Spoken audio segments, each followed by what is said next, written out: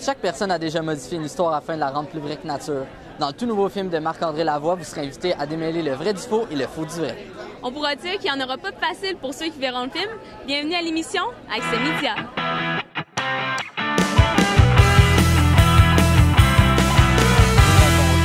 C'est l'histoire d'un biographe qui écrit des biographies non autorisées et il décide de s'inscrire sur un site de rencontre en ligne. Et puis, une des étapes pour s'inscrire, c'est de faire une vidéo qui parle de lui. Ça, il cause déjà un problème, ce qui est très drôle parce que il fait ça dans la vie, mais il va parler de sa propre vie. Mais il va quand même se mettre à parler de sa vie. Et on ne sait plus s'il parle de sa vie ou la vie de ses personnages dans ses livres. Alors, on va essayer de discerner le vrai du faux, une histoire comment rocambolesque, avec plein d'histoires assez loufoques. Tu peux nous dire qui est ton personnage dans le film? Il n'y en aura pas de facile. Oui, c'est le personnage de Marie, qui est une femme qui cherche l'amour. Et une fille qui a été assez gâtée par la nature, selon certains standards de beauté, évidemment. Parce que la beauté, évidemment, c'est très relatif. Et elle a de la difficulté à rencontrer l'âme sœur.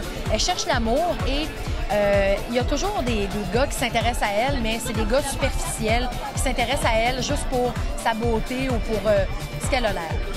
Et elle décide de s'enlaidir pour rencontrer un gars qui va s'intéresser à elle pour les vraies raisons, pour sa personnalité, pour ce qu'elle a à offrir. Je veux pas baiser rien que pour baiser. Je veux rencontrer quelqu'un qui s'intéresse à moi, juste à mon cul. Tout tu viens de me donner une bonne idée, là. C'est un gars comme tout le monde, qui a une blonde et des projets, mais ils n'ont pas une scène. Puis, dans un restaurant, il se fait voler son portefeuille, dans lequel il y avait un billet de loterie qu'il avait endossé. Puis, le voleur de portefeuille lui demande une rançon pour avoir son billet gagnant, qui gagne 20 millions de dollars. Mais lui, il veut de l'argent. Fait que c'est ça mon histoire, grosso modo.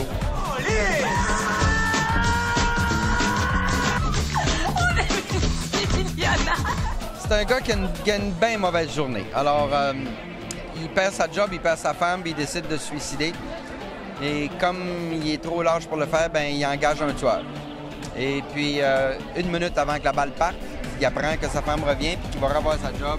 Et là, il faut qu'il se sauve de son tueur. Je veux juste que tu comprennes bien dans quoi tu t'embarques, toi. Moi, il faut que je donne le goût à mes gars, on peut plus revenir en arrière. Puis réfléchis comme faut. C'est tout réfléchi. Je pense vraiment qu'il y a des hommes qui s'intéressent à des femmes peut-être moins choyées là, par la nature, et c'est bien, tant mieux. Puis le personnage de Pierre-Luc Briand, d'ailleurs, Lucien, il s'intéresse pas juste à son physique, et c'est ce qui est merveilleux. Je trouve que c'est le fun qu'on voit ça dans le film, parce que ça existe. Je sais que le film a eu un petit budget. Comment avez-vous composé avec ça? Parce que vous avez quand même trouvé des acteurs de grand renom pour jouer dans votre film. Écoutez, les comédiens, quand je les approchais, c'est sûr que je leur promettais pas des millions. Ça, c'est sûr. Mais j'avais un gun en dessous de la table. Fait que ça aide avec un gun. Mais non. Je suis pas méchant, je suis super gentil, là. Non, mais sans blague, c'est le scénario. Ils ont lu le scénario, ils trouvaient ça drôle, ils trouvaient ça amusant, rafraîchissant. Ils avaient le goût d'aider la relève. La relève, c'est nous autres, ça. Je me rends compte, je m'en viens vieux, je vous regarde, vous êtes plus jeune que moi. Non, mais ils trouvaient ça rafraîchissant, ils trouvaient ça le fun, puis ils avaient le goût d'embarquer dans l'aventure, puis c'est comme ça s'est passé. Qui me l'a fait? Bravo, Robert? Non, je l'ai raté. S'il y a quelqu'un qui sait que je suis ici à soir, je veux savoir c'est qui. Qui t'a dit que j'étais là? C'est moi. Hey, qui t'a dit que j'étais là?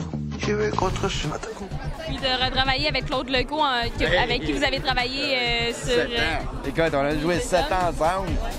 Et souvent, c'est mon personnage qui avait l'ascendant sur le sien. Lui, il était plus timoré, puis c'est moi qui le bossais pas mal. Là, c'était pas mal l'inverse.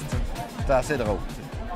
Alors, c'est ainsi que se termine le tapis rouge du film. Il n'y en aura pas de facile. On vous invite à visiter notre site internet au www.jvmproduction.com. Et on peut vous dire qu'il n'y en aura pas de facile dès le 27 août. Bye tout le monde!